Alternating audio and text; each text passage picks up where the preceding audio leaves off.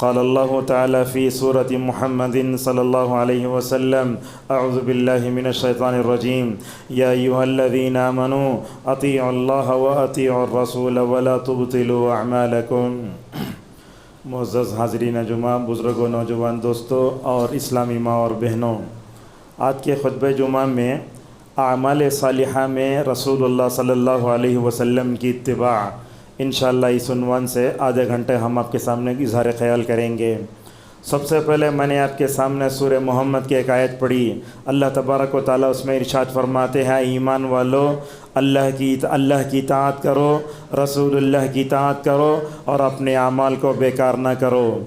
اس آیت کا امت کے لیے سب سے بڑا پیغام یہ ہے کہ جو لوگ اپنی زندگیوں میں اللہ اور اس کے رسول کی اطاعت کرتے ہیں تو ان کے اعمال محفوظ ہو جاتے ہیں، اور جو لوگ اللہ کی بات نہیں مانتے، رسول اللہ صلی اللہ علیہ وسلم کی سنت اور آپ کی احادیث سے اعراض کرتے ہیں، ان کے اعمال دنیا میں برباد ہو جاتے ہیں۔ معزز حاضرین، دنیا میں بندوں کی کامیابی کا جو دار و مدار ہے وہ دو باتوں پر ہے۔ ایک تو سب سے پہلا بندہ یہ ہے کہ اللہ تبارک و تعالیٰ پر ایمان لے آئے، اللہ کی اطاعت کرے۔ دوسرا یہ ہے کہ اگر بندہ یہ چاہتا ہے کہ اس کے اعمال اللہ تبارک و تعالیٰ کے پاس جو ہے قابل ہوں، مقبول ہوں، صالح بن جائیں، اس کے لیے شرط یہ ہے کہ وہ بندہ رسول اللہ صلی اللہ علیہ وسلم کی اطاعت کرے۔ معزز حاضرین، اللہ تبارک و تعالیٰ نے انسانوں کی ہدایت کے لیے نبیوں کا سلسلہ شروع فرمایا۔ اس دنیا کے سب سے پہلے نبی آدم تھے، سب سے پہلے رسول حضرت نوح علیہ السلام تھے۔ اللہ تبارک و تعالیٰ نے نبیوں کو بھیجا، کتابیں اتاری، لوگوں کو توحید کا سبق پڑھایا گیا، اور ان نبیوں کے ذریعے لوگوں کو بتایا گیا کہ اگر تم یہ چاہتے ہو کہ تمہارے رب کے پاس تمہارا عمل قبول ہو جائے تو تمہیں اپنے وقت کی نبی کی اتباع کرنا ہوگا۔ سورہ شعراء میں پڑھیے، ہر نبی اپنی قوم سے کیا کہتا ہے؟ وَاتَّقُوا اللَّهَ وَأَطِيعُونِ، اے میری قوم تم اللہ سے ڈرو اور میری اطاعت کرو۔ تو اس سے معلوم ہوتا ہے ہر نبی جب اپنی قوم میں بھیجا گیا، اس نبی پر ایمان لانے والوں نے اپنے وقت کے نبی کی اطاعت فرمائی، مگر جناب محمد رسول اللہ صلی اللہ علیہ وسلم کو آخری نبی بنا کر بھیجا گیا۔ لہٰذا اس دنیا میں جو بھی مسلمان نہیں انسان اگر وہ کامیاب ہونا چاہتا ہے تو اسے توحید کو اپنانے کے بعد رسول اللہ صلی اللہ علیہ وسلم کی اتباع کرنا چاہیے۔ معزز حاضرین، یہ ایک اہم بات آپ کے سامنے بتاتا ہوں۔ ہم اپنے سماج کی، سوسائٹی کی، معاشرے کی اصلاح کرنا چاہتے ہیں مگر نہیں کر پاتے۔ تقریریں ہوتی ہیں، خطبات ہوتے ہیں، ہفتہ واری دروس ہوتے ہیں، صبح کا درس ہوتا، شام کا درس ہوتا، مسجدیں بھی بہت ہیں، مگر اصلاح کا کام ایک طرف کرتے جاؤ، دوسری طرف امت بگاڑ میں نعوذ باللہ آگے بڑھ رہی ہے۔ لہٰذا یاد رکھو، امت میں سماج اور سوسائٹی کی اگر اصلاح ہونا تو ہمیں قرآن کی دو سورتوں کا مطالعہ کرنا ہے۔ ایک ہے سورۃ النور، 18ویں پارے میں ہے سورت۔ یہ اللہ تبارک و تعالیٰ نے اس سورت میں معاشرے کی اصلاح کے اصول بتائے۔ یاد رکھیے، جس معاشرے میں اللہ کی اطاعت ہوتی ہے، جس معاشرے میں رسول اللہ صلی اللہ علیہ وسلم کی اطاعت ہوتی ہے، وہ معاشرہ پنپتا ہے، بڑھتا ہے، بہت دیر تک قائم رہتا ہے، اللہ کی طرف سے آنے والے عذاب سے محفوظ بھی رہتا ہے۔ اسی لیے دیکھیے، سورۃ النور میں اللہ تبارک و تعالیٰ نے جہاں سماج کی اصلاح کے اصول دیے، اسی میں کہا ان یقولوا سمعنا واطعنا۔ مومن کا تو شیوا یہ ہونا چاہیے، جب اس سے کہا جائے کہ اللہ اور اس کے رسول کی بات مانو تو اسے کہنا چاہیے ہم نے سنا، ہم نے اطاعت کی۔ اگر بندہ اللہ اور اس کے رسول کی اطاعت کیا تو کیا ملے گا؟ کہا ایسے لوگ ہی کامیاب ہونے والے ہیں۔ اسی طریقے سے آگے اللہ کہتا ہے وَمَن يُطِعِ اللَّهَ وَرَسُولَهُ وَيَخْشَ اللَّهَ وَيَتَّقِهِ فَأُولَٰئِكَ هُمُ الْفَائِزُونَ۔ اے لوگو، اگر تم دنیا میں کامیاب ہونا چاہتے ہو تو اپنے اندر اللہ کا تقوی اختیار کرو، خشیت الہی اپناؤ، اللہ اور اس کے رسول کی اطاعت کرو، ماشاءاللہ کامیاب ہو جاؤ گے۔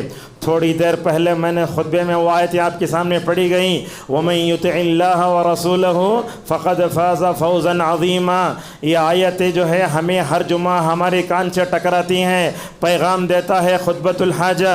اگر تم دنیا میں کامیاب ہونا چاہتے ہو تو اللہ اور اس کے رسول کی اطاعت کرو۔ دیکھو سورۃ النور میں اللہ تعالیٰ نے کتنے جگہ کہا اللہ اور اس کے رسول کی اطاعت کرو، آگے کہا قُلْ أَطِيعُوا اللَّهَ وَأَطِيعُوا الرَّسُولَ۔ اور اسی طریقے سے آپ دیکھیں گے سورہ مطلب نور ہی میں کہا وَإِن تُطِيعُوهُ تَهْتَدُوا، یہ بہت بڑا پیغام ہے آج کے خطبے کا۔ اگر تم دنیا میں ہدایت پانا چاہتے ہو تو رسول اللہ کی اطاعت کرو، جیسا کہ اللہ تبارک و تعالیٰ نے فرمایا۔ ایک تو ہے سورہ نور، اگر ہم اپنے معاشرے کی اصلاح کرنا چاہتے ہیں، وہ معاشرے کی اصلاح اللہ اور اس کے رسول کی اطاعت سے ہو سکتی ہے۔ میں آپ کو بتاتا ہوں، سلفی مساجد میں الحمدللہ ممبر پر خطبہ ہوتا ہے، وہ بھی آدھے گھنٹے کا ہوتا ہے، وہ بھی کتاب و سنت کی تعلیمات سے بھرا ہوا ہوتا ہے۔ دوسرے مسلک کی مساجد میں دیکھیں گے آپ، خطبہ ممبر پہ نہیں ہوتا۔ ان لوگوں کا کہنا یہ ہے رسول اللہ صلی اللہ علیہ وسلم کے زمانے میں خطبہ عربی میں ہوا، عربی میں ہی ہونا، اپنے زبان کی تقریر کرنا ہو تو نیچے کیا کرتے ہیں، کرسی ڈال کے بیٹھ جاتے ہیں۔ وہ نیچے بیٹھ کر خطبہ جو دیتے ہیں اس میں اور یہ ممبر پر کھڑے ہو کر جو ہے خطبہ دینے میں بہت بڑا فرق ہے۔ لہٰذا سلفی مساجد جو ہوتی ہے نا، ان کا دنیا میں اللہ اور اس کے رسول صلی اللہ علیہ وسلم کی اطاعت پر ابھارنے اور امت میں جو ہے روح کی اتباع پھونکنے میں ان کا بہت بڑا کردار ہے۔ ایک تو سورہ نور ہے، اور ہمیں اللہ اور اس کے رسول کی اطاعت کرنا ہے تو سورہ حجرات بھی پڑھنا ہے۔ اللہ تبارک و تعالیٰ اس آیت میں کیا کہا، وَإِن تُطِيعُوا اللَّهَ وَرَسُولَهُ لَا يَلِدْكُم مِّنْ أَعْمَالِكُمْ شَيْئًا، اگر تم اللہ اور اس کے رسول کی بات مانو گے، اللہ تعالیٰ تمہارے اعمال کو ضائع نہیں کرے گا۔ اب دیکھیے نماز کا خود مسئلہ ہے، اللہ کے نبی صلی اللہ علیہ وسلم فرماتے ہیں میری امت میں سے ایک آدمی ایسا لایا جائے گا جس نے 60 سال نماز پڑھی ہوگی، مگر جب قیامت میں آئے گا تو کچھ بھی نہیں پائے گا۔ کیوں؟ اس لیے کہ اس کی نماز نماز نبوی نہیں ہے، اس کی نماز لوگوں کے دکھائے ہوئے طریقے کے مطابق ہے، اس کی نماز مسلکی تعصب کے اعتبار سے صحیح ہے، اگر اس کی نماز نماز نبوی ہوتی تو وہ قیامت میں جو ہے لہٰذا افسوس نہیں کرتا۔ تو لہٰذا کیا معلوم ہوتا ہے، پورے اسلامی معاشرے کی ہدایت کا دار و مدار اللہ کی اطاعت پر ہے، رسول اللہ صلی اللہ علیہ وسلم کی اتباع پر ہے۔ لوگ سوچتے ہوں گے سلفی مساجد میں جب بھی خطبہ دو، جب بھی بات کرو اللہ کے رسول کی بات کرتے، اللہ کے رسول کی اطاعت کی باتیں۔ یاد رکھیے آپ کا کوئی بھی عمل اللہ کے پاس قابل مقبول بھی نہیں ہوتا، صالح بھی نہیں بنتا جب تک ہمارا عمل رسول اللہ صلی اللہ علیہ وسلم کے جو ہے مبارک طریقے پر نہ ہو۔ آپ آئیے ایک دو حدیثیں ہم آپ کے سامنے پیش کرتے ہیں۔ اللہ کے نبی صلی اللہ علیہ وسلم نے ایک دن ایسی نصیحت فرمائی، صحابہ تو کہتے ہیں ایسے لگتا تھا کہ یہ آپ کی آخری نصیحت ہے۔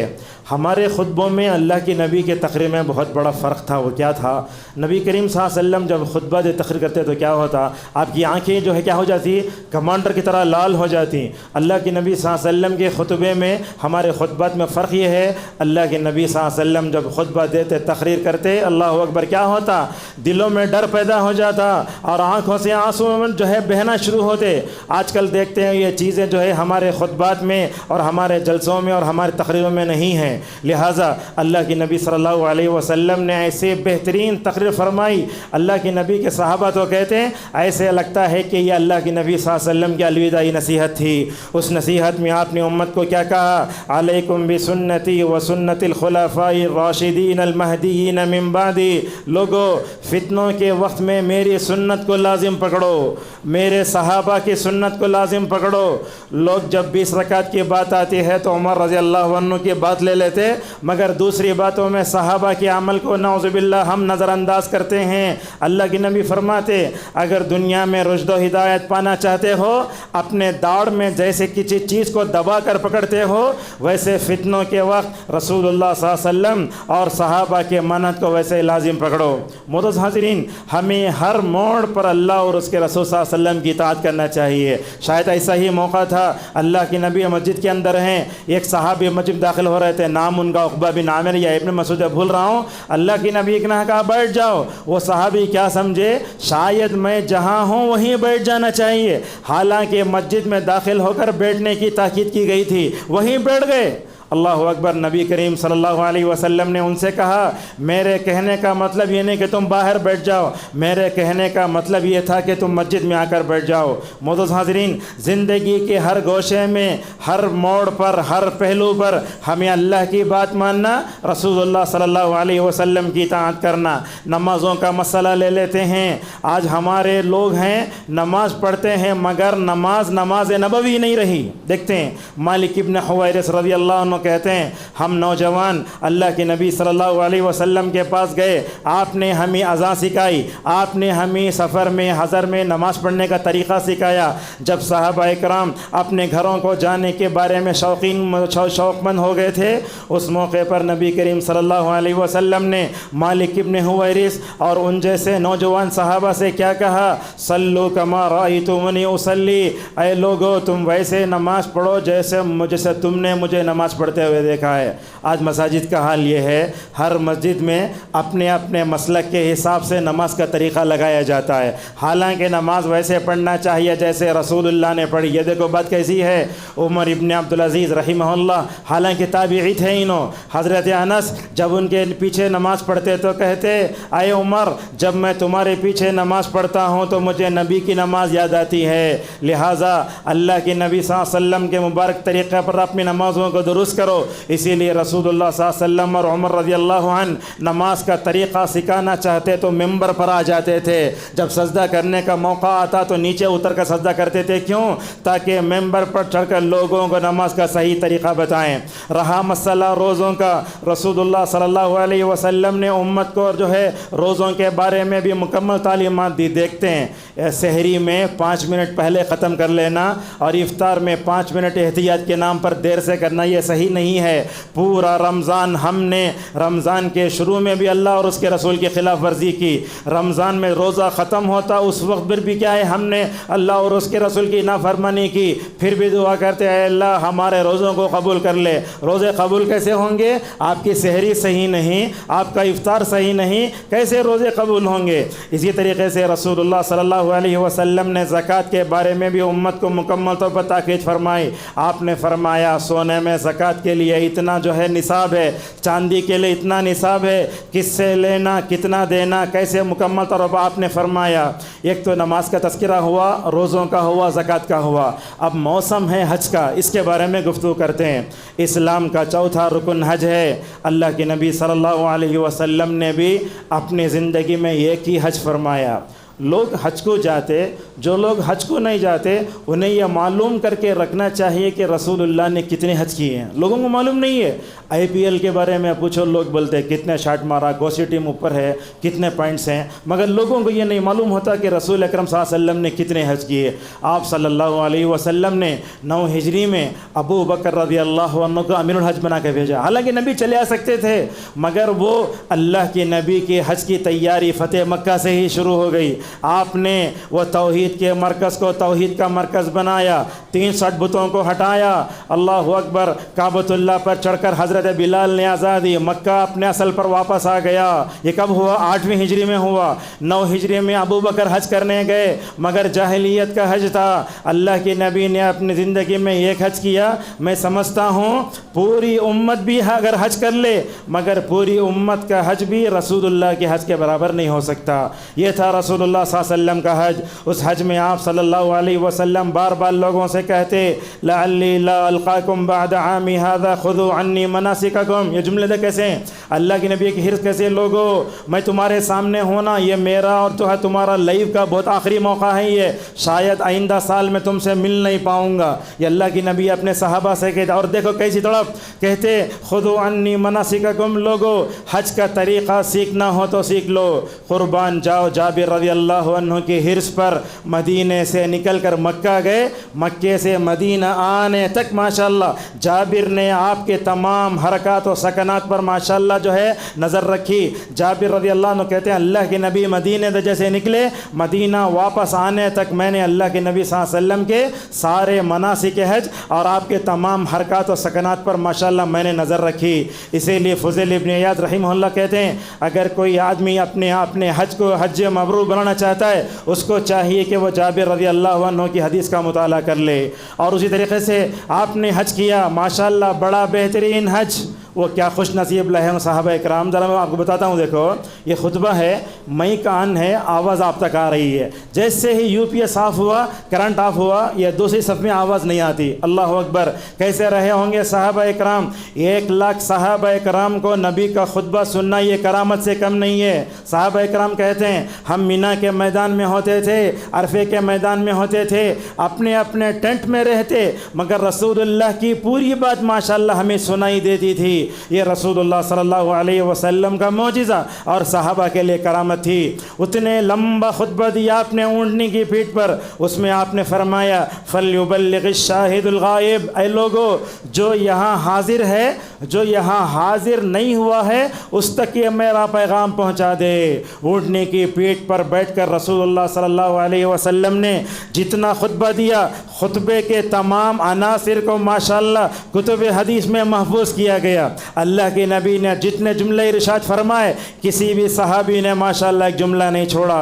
معزز حاضرین, حج جو کرتے ہیں وہ بھی اللہ اور اس کے رسول صلی اللہ علیہ وسلم کی اطاعت ہونا چاہیے. ایک بات کہہ کر اپنے بات کو آگے بڑھاتے ہیں. وہ کیا ہے؟ ہر جمعہ کو ہم سورہ کہف پڑھتے ہیں. سورہ کہف کی آخری آیت ہے من کان یرجو لقاء ربہ فلیعمل عملا صالحا ولا یشرک بعبادت ربہ احدا. اس آیت میں علامہ ابن کثیر رحمہ اللہ نے لکھا ہے, اس آیت میں 2 باتیں امت کو بتائی جا رہی ہیں. ایک بات تو یہ ہے کہ اگر تم یہ چاہتے ہو کہ تمہارا عمل اللہ کے پاس قبول ہونا, اللہ کے پاس صالح بننا, توحید اپناؤ, شرک سے دور رہو. کتنے ایسے لوگ ہیں جو درگاہوں پہ سر جھکاتے ہیں, کعبۃ اللہ کا طواف بھی کر لیتے ہیں. کتنے ایسے لوگ ہیں جو اجمیر کے گندے پانی میں نہا لیتے بھی ہیں اور کعبۃ اللہ کا طواف بھی کر لیتے ہیں. کیا ایسے لوگوں کا حج قبول ہوگا؟ یہاں ایک بات یہ بتائی گئی. اور دوسری بات بتائی گئی, لوگوں ہر جمعہ یہ پیغام ہے سورہ کہف کی آخری آیت کا, اگر تم یہ چاہتے ہو کہ تمہارا عمل اللہ کے پاس قبول ہو جائے تو تمہارے لیے ضروری ہے کہ تمہارا عمل رسول اللہ صلی اللہ علیہ وسلم کے طریقے کے مطابق ہونا چاہیے. معزز حاضرین, سورہ جو ہے اس میں دیکھیں گے آپ ملک میں الذی خلق الموت والحیات لیبلوکم ایکم احسن عملا, اس میں خود کہا گیا اللہ نے تم کو پیدا کیا تاکہ تم کو آزمائے کہ تم میں کون اچھا عمل کرتا ہے. اچھے عمل سے مراد کیا ہے؟ اچھے عمل سے مراد یہ ہے کہ تمہارا عمل توحید سے بھرا ہوا ہونا چاہیے. اگر انسان بدعت و خرافات میں رہتے ہوئے عمل کرتا ہے تو اس کا عمل قبول نہیں ہوگا. اسی طریقے سے وہ احسن عملہ کی تفسیر میں علماء نے یہی بتایا, تمہارا اٹھتا ہر قدم رسول اللہ صلی اللہ علیہ وسلم کی جو ہے مبارک قدم پر مکمل طور پر ہونا چاہیے. معزز حاضرین, ابھی چند دنوں میں امت ذی الحجہ کے 10 دنوں کا جو ہے مکمل طور پر سامنا کرنے جا رہی ہے. ایسے موقع پر عمل صالح کرنے جا رہے ہیں نا, تو ایسے وقت میں بھی کچھ پیغام میں آپ کے سامنے دینا چاہتا ہوں. یہ جو 10 دن آتے ہیں نا, یہ 10 دن دنیا کے بڑے افضل دن ہیں. اللہ کی نبی صلی اللہ علیہ وسلم نے فرمایا افضل ایام الدنیا, بلکہ آپ نے تو کہا ان دنوں میں ان دنوں میں جو ہے عمل صالح اللہ تعالیٰ کو جہاد سے بھی زیادہ پسندیدہ ہے. یہ ہمارے 10 دن گزرتے کیسے ہیں؟ ہمارے یہ دن کیسے گزرتے معلوم ہیں؟ یا تو جانوروں کو خریدو یا تو جانوروں کا چارہ لو, اس کے علاوہ تو ان دنوں میں ہمیں دوسرا کوئی کام کرنا نہیں آتا. علامہ ابن تیمیہ رحمہ اللہ کہتے ہیں رمضان کا آخری عشرہ اور یہ ذی الحجہ کے 10 دن, ان دنوں میں افضل کون سا ہے؟ تو کہا راتوں کے اعتبار سے رمضان کا آخری عشرہ افضل ہے, دنوں کے اعتبار سے جو ہے یہ ذی الحجہ کے 10 دن ہیں. علامہ ابن حجر رحمہ اللہ کہتے ہیں ان دنوں میں اللہ تبارک و تعالیٰ نے عمل صالح کو اتنا جمع دیا ہے کہ دوسرے دنوں میں وہ جمع نہیں ہوتا. لہٰذا ہمیں ان دنوں کی قدر کرنا چاہیے. جیسے ہم پلاننگ کرتے نا, ویسے ان دنوں کی قدر کے لیے پلاننگ کرنا چاہیے. دوسری بات یہ ہے, یہ ذی قعدہ کا ذی الحجہ کا مہینہ آ جاتا ہے نا, ان دنوں میں گناہ کرنے سے بچنا چاہیے. یہ بات یاد رکھو. دوسرے دنوں میں گناہ کرنا الگ بات ہے, مگر ان دنوں میں گناہ کرے تو اس گناہ کی سزا بڑھ بھی سکتی ہے، جیسا کہ عبداللہ ابن عباس رضی اللہ عنہما فرماتے ہیں ان دنوں میں نیکی کا جو بدلہ بڑھ جاتا ہے ویسے گناہوں کا جو ہے سزا بھی بڑھ جا سکتی ہے۔ اسی لیے اللہ نے کہا فَلَا تَظْلِمُوا فِيهِنَّ أَنفُسَكُمْ۔ اسی طریقے سے ان 10 دنوں میں ہمیں فرائض کی پابندی کے ساتھ سنن نوافل کی پابندی کرنا چاہیے۔ اس بات کی کوشش کریں، اس بات کی مکمل طور پر ہم کوشش کریں کہ ان 10 دنوں میں 5 نمازیں تکبیر تحریمہ کے ساتھ پڑھنے کی کوشش کریں۔ اسی طریقے سے ان دنوں میں کرنے کا ایک کام یہ ہے کہ اللہ تبارک و تعالیٰ کا زیادہ ذکر کریں۔ دیکھو اللہ نے کہا وَاذْكُرُوا اللَّهَ فِي أَيَّامٍ مَّعْدُودَاتٍ، ان جو ہے گنے چنے دنوں میں اللہ تبارک و تعالیٰ کا زیادہ ذکر کرو۔ امام بخاری رحمہ اللہ نے ابو ہریرہ ابن عمر رضی اللہ عنہما سے نقل کیا ہے، دیکھو یہ دونوں صحابہ ابن عمر ابو ہریرہ ذی الحجہ کے 10 دنوں میں مدینے کے بازار میں جاتے تھے، خریدنے کے لیے نہیں، ٹائم پاس کرنے کے لیے نہیں، وہاں جا کے اللہ کی کبریاء کا اعلان کرنے کے لیے جاتے تھے۔ امام بخاری لکھتے ہیں اللہ اکبر، اتنا زور سے بازاروں میں تکبیر جو ہے بلند ہوتی، وَيُكَبِّرُ النَّاسُ بِتَكْبِيرِهِمَا، لوگ بھی کیا کرتے ان دونوں کے ساتھ اللہ اکبر کی مکمل طور پر نعرے لگاتے۔ لہٰذا جو لوگ بزنس مین ہیں ان کو چاہیے کہ وہ جب دکان میں ہوں اگر گراہک نہ ہو تو اس وقت اللہ تبارک و تعالیٰ کا زیادہ ذکر کریں۔ مسند احمد کی روایت میں آتا ہے اللہ کی نبی صلی اللہ علیہ وسلم نے فرمایا فَأَكْثِرُوا فِيهِنَّ مِنَ التَّهْلِيلِ وَالتَّكْبِيرِ وَالتَّحْمِيدِ، لوگو ان دنوں میں زیادہ اللہ اکبر کا اہتمام کرو، سبحان اللہ کا اہتمام کرو، لا الہ الا اللہ کا اہتمام کرو۔ یہ 10 دن آتے ہیں، یہ توحید کے دن ہیں، یہ اللہ تعالیٰ کی محبت کو اپنے دلوں میں بسانے کے دن ہیں۔ ابراہیم کا قصہ پڑھتے نا، یاد رکھیے ہم میں سے ہر ایک باپ کو ابراہیم بننے کی کوشش کرنا چاہیے، ہم میں سے ہر ایک بچے کو حضرت اسماعیل جیسا بننا چاہیے۔ آج دیکھتے ہیں تربیت اولاد کی بات آتی ہے، ماں باپ اپنے بچوں کی صحیح تربیت نہیں کرتے۔ ذی الحجہ کے یہ 10 دن ماں باپ اپنے بچوں کو ابراہیم کا قصہ پڑھ کے سنائے۔ اللہ تعالیٰ خود پر فرماتا ہے وَاتْلُ عَلَيْهِمْ نَبَأَ ابراہیم، کہیں فرماتا ہے وَاذْكُرْ فِي الْكِتَابِ ابراہیم، اے اللہ کے نبی لوگوں کو ابراہیم علیہ السلام کا قصہ پڑھ کے سناؤ۔ یہ ذی الحجہ کے 10 دن آتے ہیں، ان دنوں میں شاعر اللہ کی تعظیم بھی کرنا چاہیے۔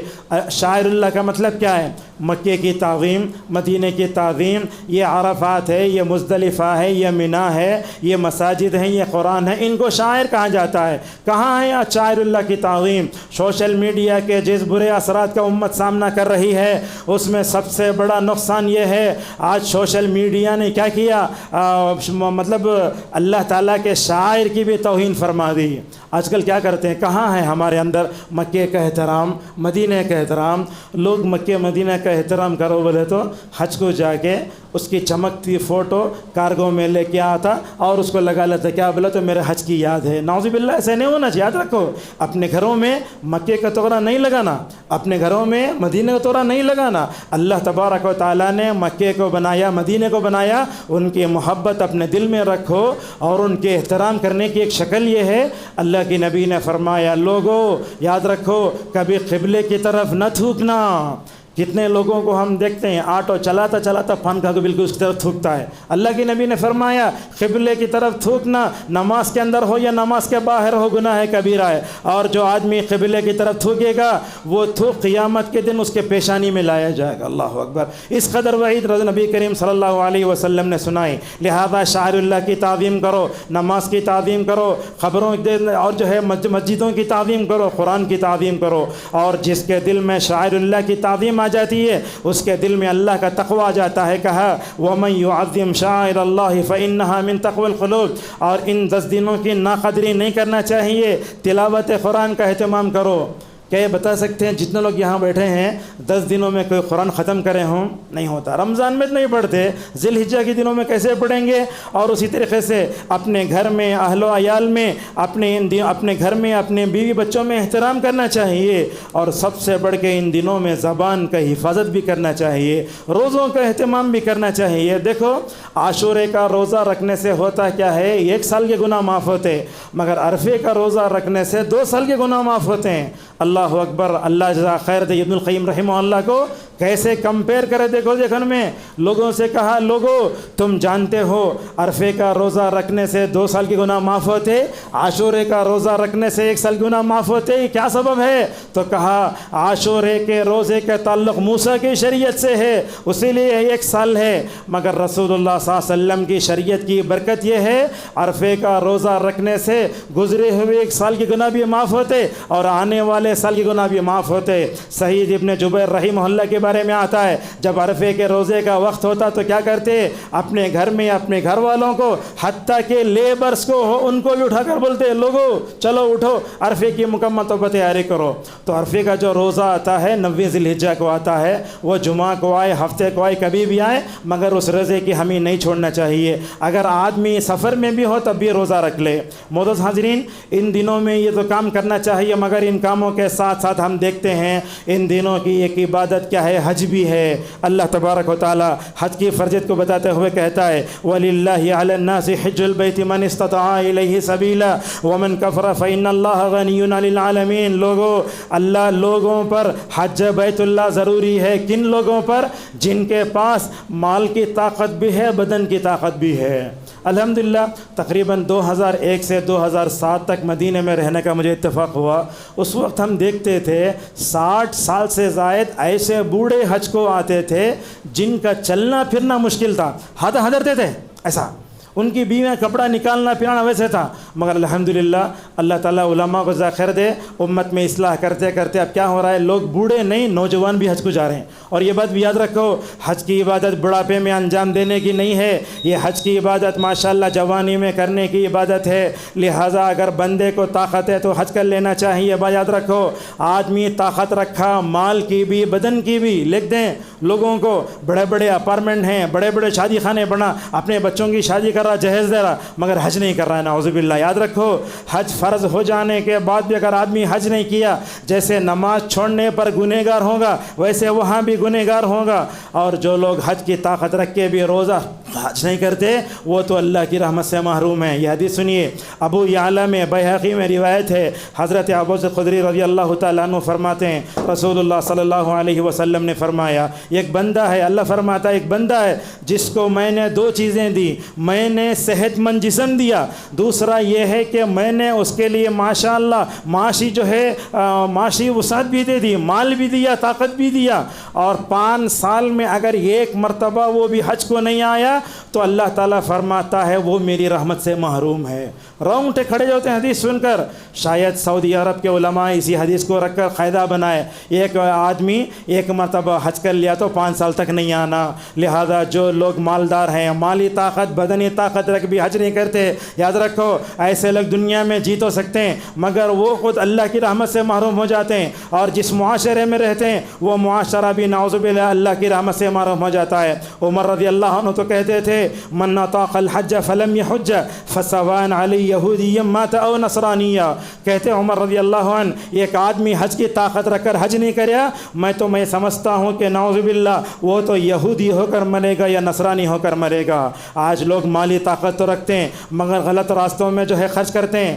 رسول اللہ صلی اللہ علیہ وسلم کے میں جانتے ہوں گے آپ، اللہ کی نبی صلی اللہ علیہ وسلم کی مالی حالت کیا تھی، آپ کا گھر کیسے تھا۔ آپ صلی اللہ علیہ وسلم اگر جو ہے سجدہ کرنا ہوتے عائشہ کے پیروں کو ہٹا کر سجدہ کرتے تھے، آپ کا اتنا چھوٹا گھر تھا، مگر ان تمام چیزوں کے باوجود بھی اللہ تبارک و تعالیٰ نے رسول اللہ صلی اللہ علیہ وسلم کو بڑا جو ہے مالدار بنا دیا تھا، جیسا کہ فرمایا وَوَجَدَكَ عَائِلًا فَأَغْنَىٰ وَلَسَوْفَ يُعْطِيكَ رَبُّكَ فَتَرْضَىٰ۔ اللہ کے نبی صلی اللہ علیہ وسلم اپنی بیویوں کو دیکھو، اللہ کے نبی نے 11 شادیاں کی، اللہ کے نبی صلی اللہ علیہ وسلم جب حج کرنے گئے اپنی بیویوں میں سے ماشاءاللہ 9 بیویوں کو لے کر گئے۔ یہ کیا جگر تھا، کیا صبر تھا، کیا قوت اور صبر والی زندگی رہی ہوگی، 9 بیویوں کو لے جاتے ہیں، اور ان بیویوں میں ہم دیکھتے ہیں 60 سالہ سودا بھی ہے۔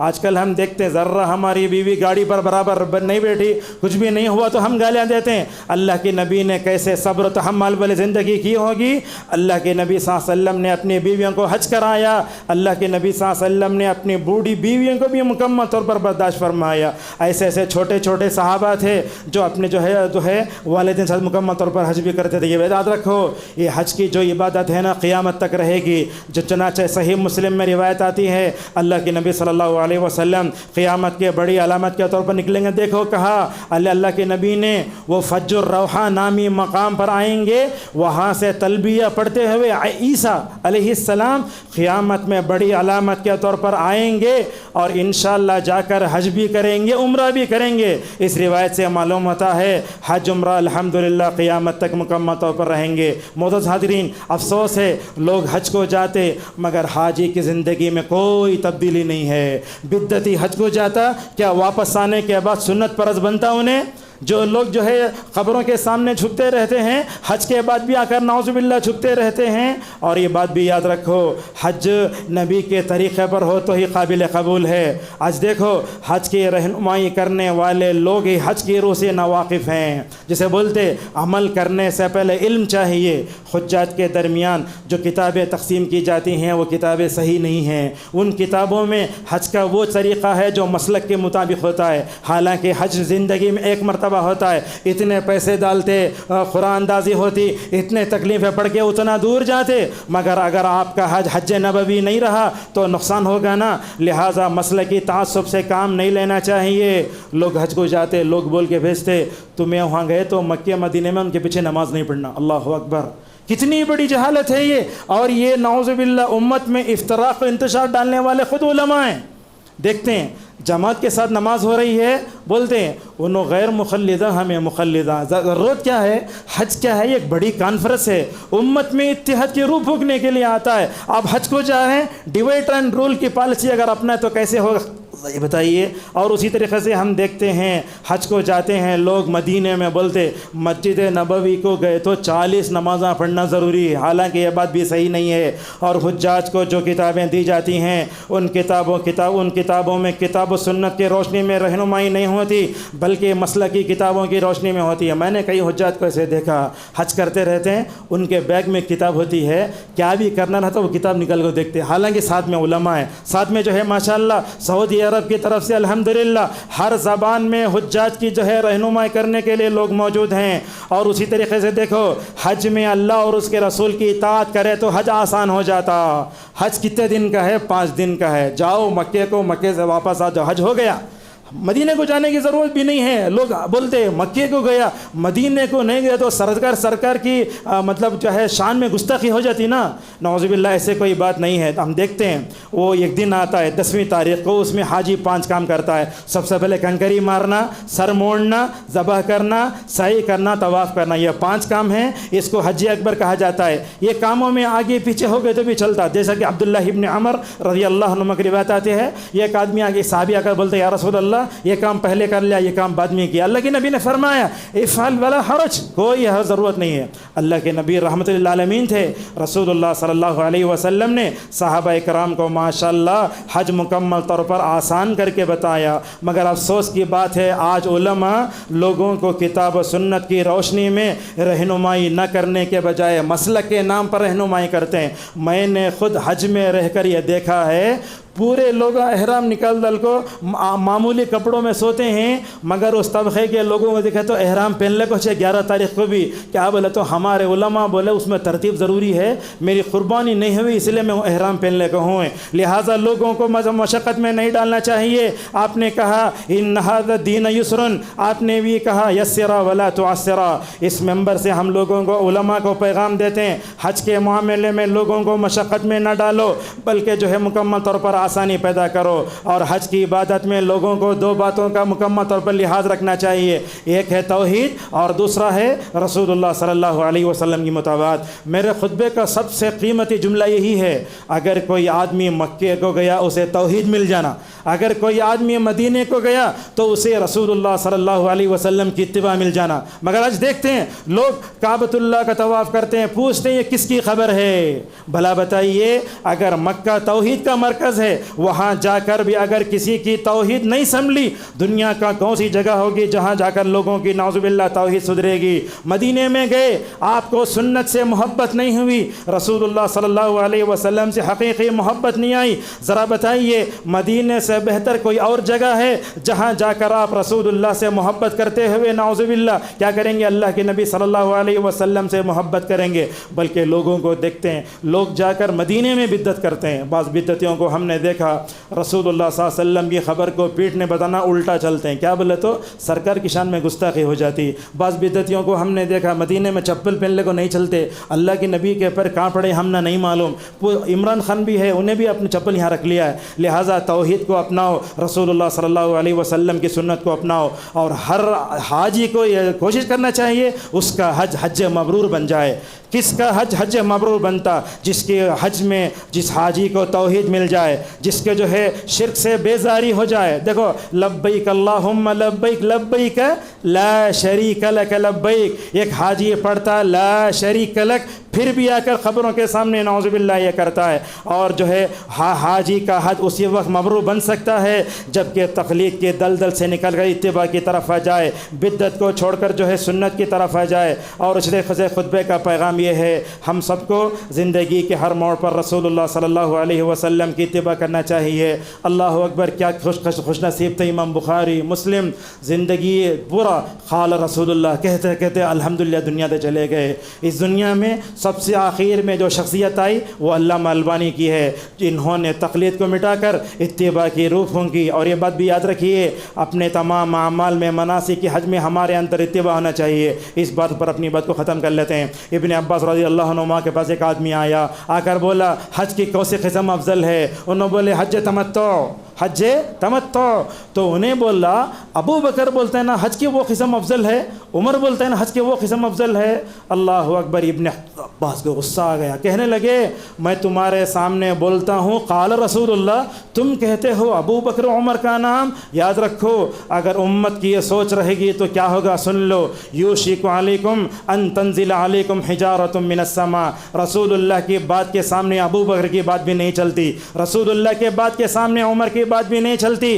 اگر تم رسول اللہ کی بات بھی آنے کے بعد ابو بکر عمر کی باتوں میں چلے جاتے ہو تو یاد رکھو آسمان سے تمہارے اوپر نعوذ باللہ پتھروں کی بارش ہوگی۔ اس بات پر اپنی بات کو ختم کر لیتے ہیں۔ ایک آدمی امام مالک کے پاس آیا، آ کر بولا میں رسول اللہ کی قبر کے پاس سے احرام باندھنا چاہتا ہوں، حالانکہ میقات کے پاس احرام باندھتے ہیں۔ تو حضرت امام مالک رحمہ اللہ نے کہا مجھے تو ڈر ہے کہ تو فتنے میں پڑ جائے، اور اس کے بعد اس آیت کی تلاوت کرنے لگے۔ مکمل طور پر ہمیں دو باتوں کی توجہ دینا ہے، حج کو جانا ہے نہیں جا سکتے تو کیا کرنا؟ اللہ کے نبی صلی اللہ علیہ وسلم نے حج و عمرہ کے برابر جو اعمال بتائے وہ اعمال بھی مکمل طور پر کر لو۔ اور آخری بات ہے اگر آپ حج کو جانا چاہتے ہیں، کیا ایک بڑا بہترین نسخہ ماشاءاللہ حضرت عبداللہ ابن عباس رضی اللہ عنہما نے بتانا ہے، وہ کیا ہے؟ رمضان کی تاخراتوں میں اللہ تعالیٰ سے دعا کرنا، اے اللہ تو مجھے حرمین شریفین کی زیارت کی توفیق دے، تو اے اللہ تو مجھے حج عمرہ کرنے کی توفیق دے تو، چونکہ